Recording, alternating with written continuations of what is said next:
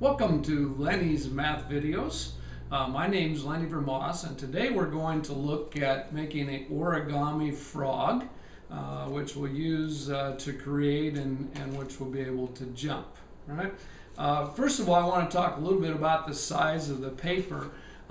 This is one we're going to use today, and this is a 5 1/2 inch paper, and it makes a frog that's this big. It's a little easier to see the folds on this one. This is a 4 1/4, which means you can get 4 sheets out of a piece of paper, and it makes a frog that is this size. And kids will always enjoy, once they get started, trying to make smaller and smaller frogs. So here's a couple smaller frogs that I had made. So we're going to start with this paper again. That's 5 1/2 inches. And my first fold is going to be, it's a square sheet of paper. So my first fold is going to be on one of the diagonals. And so I'm going to fold on a diagonal, which is one of the lines of symmetry. And so what I'm going to do is I end up with a right triangle.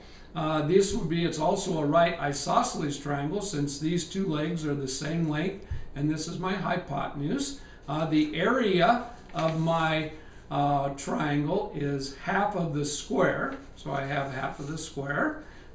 Next, I'm going to fold on the other diagonal, or the other line of symmetry, and so I'm going to fold the other diagonal, or the other line of symmetry, and I end up again with a right isosceles triangle. I'm going to fold once more on another line of symmetry, so I'm going to fold again on a line of symmetry. A square has actually 4 lines of symmetry. And I end up with a rectangle. The area of this rectangle is half of the square again. All right, so what I'm going to do now, the first part that's a little bit hard to fold, is what I'm going to do is I'm going to take these corners that I just made here, and I'm going to push them to the inside. So this is the part that's a little bit harder, so I'm going to push these corners in. So I'm going to take it, I'm going to push it in, all right?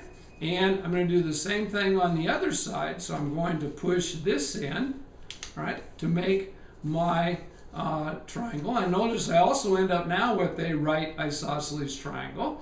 And the area, this is actually 1/4 of the area of the whole triangle, or the whole square that I started with. All right. So now what I'm going to do, my first fold that I'm going to make, is I want to find the midpoint, or the center of the bottom. So it's going to be right here, but I'm just going to fold like this, just to make a little crease so that I can see where that center of the bottom is.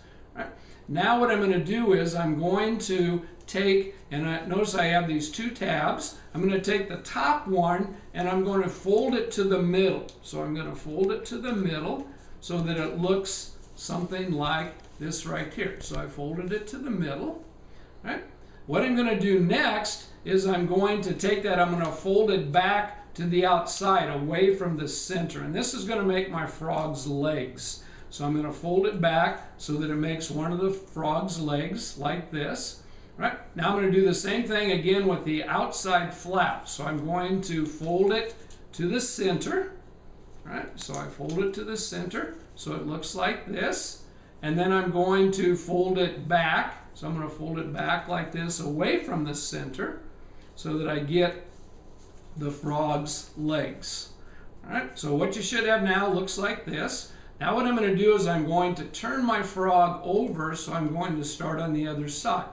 Right? So when I start on the other side, I'm going to take this point here, and I'm going to fold it up to what I would call the nose of the frog. All right, so I fold it up to the nose of the frog, and then I'm going to do the same thing on the other side to fold it up to the nose of the frog.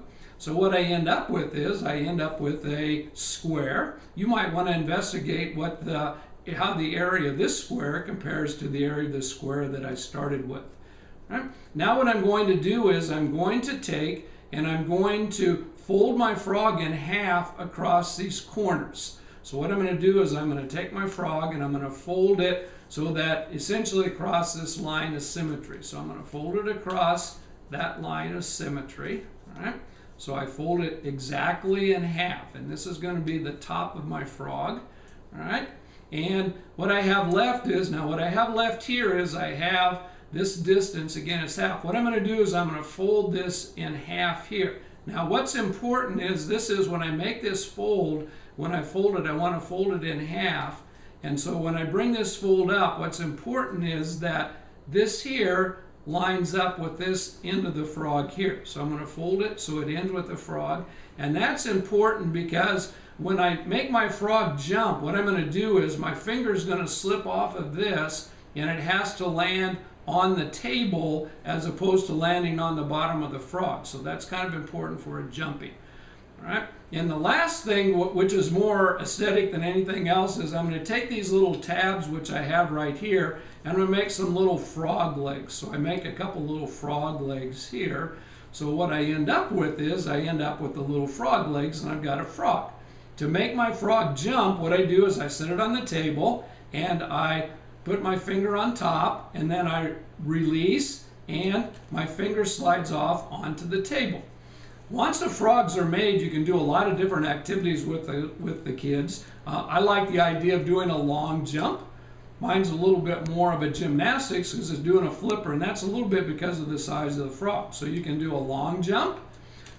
We could do triple jump, where you actually get and where you make the frog jump 3 times and record the length.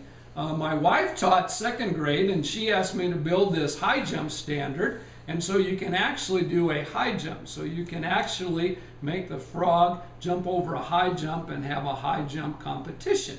All right? What I've done on my website, which I'll show you in a little bit, is I've made a document which will have the instructions for the description of this. I also have a document which will be able to show you it has a chart for making the information. One of the things that I also found as I investigated this is there are lots of other ways to make frogs. If you Google, or on YouTube, if you Google jumping frogs or origami frogs, you'll get all kinds of frogs, and your students might enjoy making frogs and then having competition.